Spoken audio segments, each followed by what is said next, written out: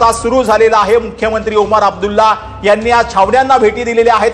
जम्मूमध्ये खास करून पाकिस्तानकडनं जे आहे ते जम्मूला लक्ष करण्यात येत आहे। जम्मूच्या अनेक भागांमध्ये मग पुंछ असेल, राजौरी असेल, अनेक सेक्टरमध्ये गोळीबार करण्यात येतोय। त्यामुळे तिथल्या नागरिक वस्त्यांमधली जे काही नागरिक आहेत त्यांना एका विशिष्ट संरक्षण जिथे मिळेल त्यांना सुरक्षित ठिकाणी हलवण्यात आलेलं आहे आणि त्याच ठिकाणी आता मुख्यमंत्री अब्दुल्लांनी या मदत छावण्यांना ज्या आहेत त्या भेटी दिल्याची आता नवीन अपडेटेड बातमी आपण पाहतो आहोत।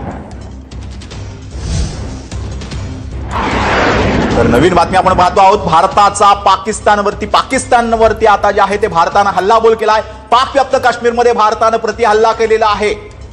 सियालकोट, जलालपूर भारताने पाकिस्तानवरती प्रतिहल्ला करायला सुरुवात झाली आहे। आताची ही ताजी दृश्य आपण पाहतो आहोत, ज्या पद्धतीने पाकिस्तानने भारताला हल्ला करण्याचा भारतावर प्रयत्न केलेला होता। जवळपास रात्री 9 ते 12च्या दरम्यान पाकिस्तानने आपले ड्रोन जे आहेत ते भारतात पाठवलेले होते। त्यानंतर तुर्कीकडनं मिळालेले हे ड्रोन जे आहेत ते पाकिस्तानने पाठवण्याचा प्रयत्न केलेला होता।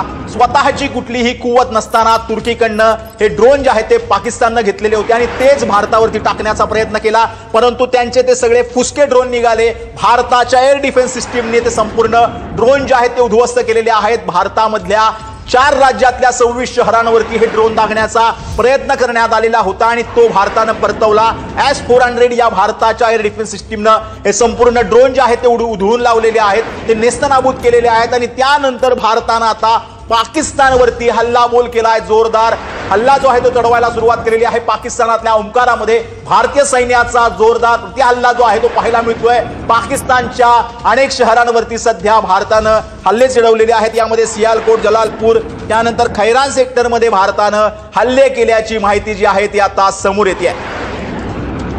भारतीय लष्कराकडनं आता पाकिस्तानवरती हल्ले जे आहेत ते सुरू करण्यात आलेले आहेत आणि रात्री 9 ते 12 वाजेपर्यंत पाकिस्तान लष्कराकडनं भारतीय हद्दीमध्ये येऊन हवाई हल्ले जे आहेत ते करण्यात आलेले होते आणि ड्रोनद्वारे पाकिस्तान हल्ले जे आहेत ते पाकिस्तानकडनं करण्यात आलेले होते आणि त्याला प्रत्युत्तर म्हणून भारतीय लष्कराकडनं आता पाकिस्तानमध्ये ड्रोनद्वारे जे आहेत ते हल्ले होताना सध्या पाहायला मिळत आहेत।